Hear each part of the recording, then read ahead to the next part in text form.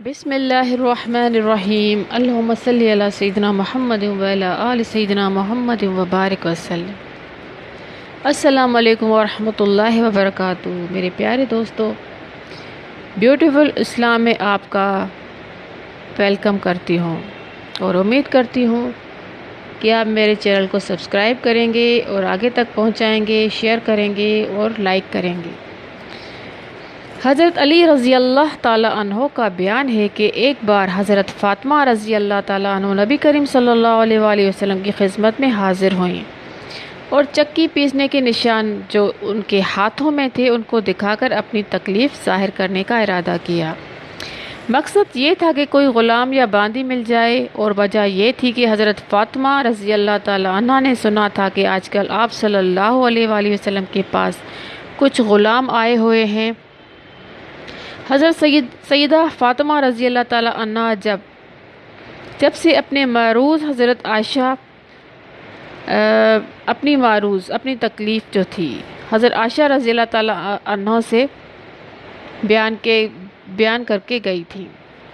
जब हुज़ूर अक़दस सल्लल्लाहु अलैहि वसल्लम तशरीफ़ लाए तो हज़रत आयशा रज़ी अल्लाह ताला अन्हा ने अर्ज़ किया कि हज़रत फ़ातिमा रज़ी अल्लाह ताला अन्हा तशरीफ़ लाई थी और ऐसी ऐसी बातें कह गई हैं कि मुझे चक्की पीसने की वजह से तकलीफ़ है।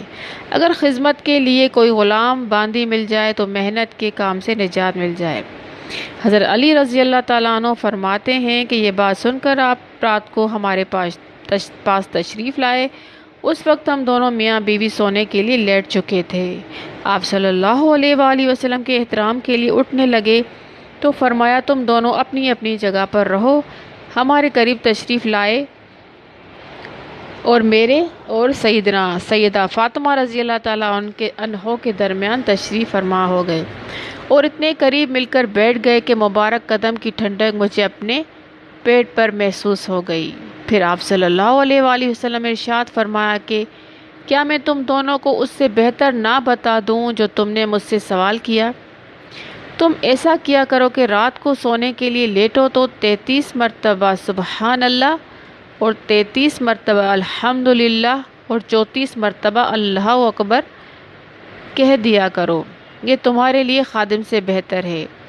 मशकात शरीफ सफ़ा नंबर 209 अज़ बुखारी व मुस्लिम शरीफ की एक रिवायत में है कि हुज़ूर अक़दस सल्लल्लाहु अलैहि वसल्लम ने हज़रत फ़ातिमा रज़ी अल्लाह ताला अन्हा को इस मौके पर फ़र्ज़ नमाज के बाद भी ये तस्बीहात पढ़ने को इरशाद फरमाया।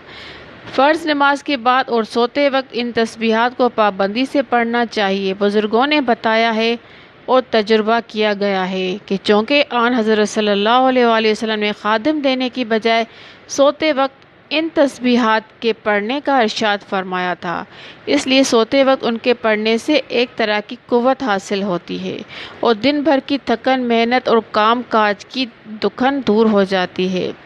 हज़रत अली रज़ी अल्लाह ताला अन्हु ने फरमाया कि जब से मैंने ये वजीफ़ा हुज़ूर अक़दस सल्लल्लाहु अलैहि वसल्लम से सुना, कभी उसको तर्क नहीं किया। अलबत्ता जंग सफ़ीन एक जगह का नाम है। वह हज़रत माविया और हज़रत अली रज़ी अल्लाह ताला अन्हुमा के दरमियान जंग हुई थी, इसलिए उसे जंग सफ़ीन कहते हैं। ये बड़े मोरका की जंग थी। उसके मौके पर भूल गया था, फिर आखिर रात में याद आया तो कलमात को पढ़ लिया। अबू दाऊद।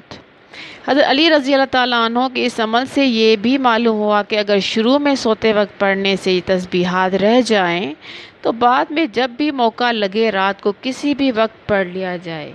तो देखिएगा दोस्तों, आपके अंदर कितनी कुव्वत आ जाती है। आप हर काम अपने हाथ से करोगे इंशाअल्लाह ताला, क्योंकि इसमें तो कोई बात ही नहीं है, ये सच और हकीकत है, क्योंकि मेरे नबी प्यारे ने फरमाई हैं सल्लल्लाहु अलैहि वसल्लम।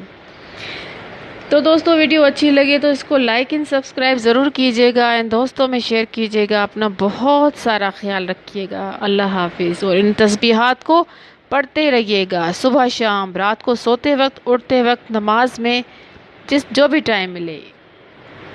इससे पढ़ने से बरकतें ही बरकतें हैं। अल्लाह हाफिज़।